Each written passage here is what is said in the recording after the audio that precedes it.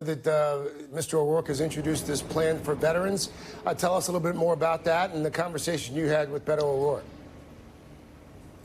So O'Rourke spent most of his congressional career dealing with veterans issues, first on the Veterans Affairs Committee and on the Armed Services Committee. And his veterans plan really deals with both sides of that coin, both taking care of our veterans when they get home and, frankly, trying to make it less likely that we are sending Americans into combat in the first place. One of the things that he talks about in this plan that I found perhaps to be the single most interesting element is his idea of a war tax, essentially setting up a tax system to charge families in this country who are not directly contributing, which is to say those of us who are not out fighting the wars, would help pay for them, to set up a trust fund to take care of our veterans when they get back. The idea being we are not putting the care of our veterans on credit. Here's how he explained the war tax concept to me.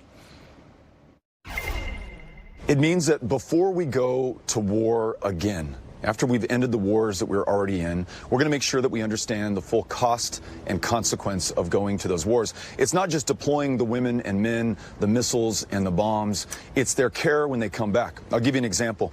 It took us 40 years to recognize exposure to Agent Orange as a presumptive condition for the cancers that Vietnam-era veterans were dying of. It's more than 28 years since we first heard about Gulf War syndrome, and we have yet to fully pay the cost for the research and the innovation and the care for those who served in those wars. I want to make sure that before we go into the next war, we've set aside a fund, a Veterans Trust Fund, that will pay for the care of those who have borne the battle in those wars.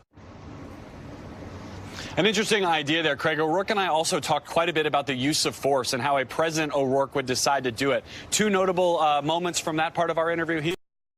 At the end of his 4 years as president, he imagines seeing no U.S. troops in Afghanistan. He wants us entirely out of that war. Also talking about when and where he would use military force, O'Rourke said he would only use military force, put troops on the ground in places where Congress has explicitly authorized it. You think of all the places where American servicemen and women are deployed all around the world right now. He wants to see Congress take back some of that authority in an O'Rourke administration.